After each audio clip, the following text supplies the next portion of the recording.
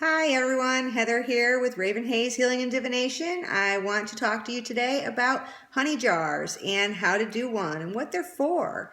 So basically a honey jar is going to be a jar that you create, and the purpose of that jar is to sweeten that person up to you. Make them think positively about you. These are often done for relationship issues, love interests, things like that. But it can be done for, say, example, your boss. If you're going to ask for a raise and you want your boss to think positively about you and to, be more favorable to giving you that raise, you want to stick your boss's name in here. You can do this if you've got an upcoming court case and you want the results to go in your favor. There are many uses for a honey jar. So let's talk about how we're going to do one. The very first thing you're going to do is grab a jar.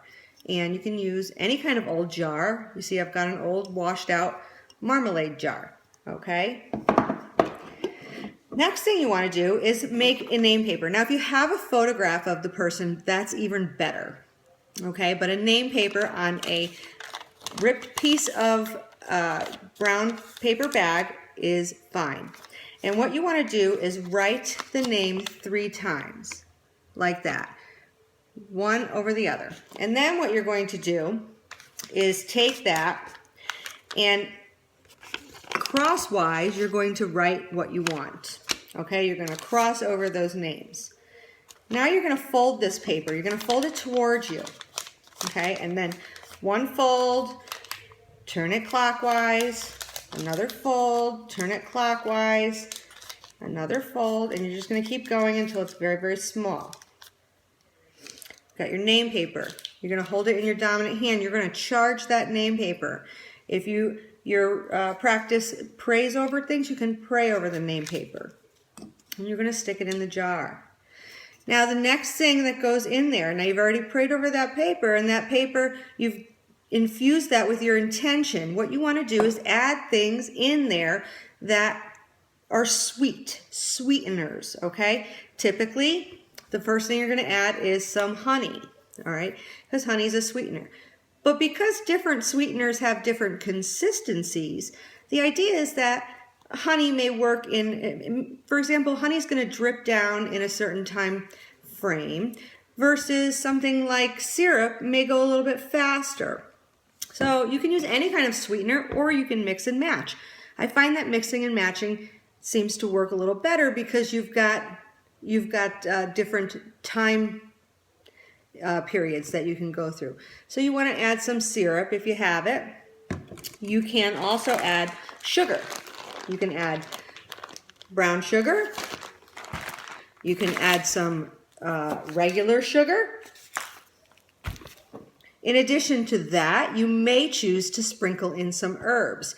Now, as you're adding each ingredient into your jar, you're going to focus on your intention for the purpose for that ingredient.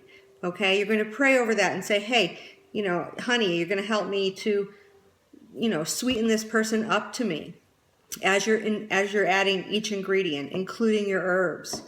Once you've got everything, you're going to cap it up, and you're going to want to light a candle over it.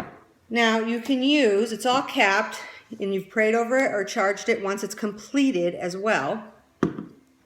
You can get tea light candles and light a tea light candle over it. Or you can get chime candles, burn the bottom so it drips and it'll stick right there. Or you can use these types of candles.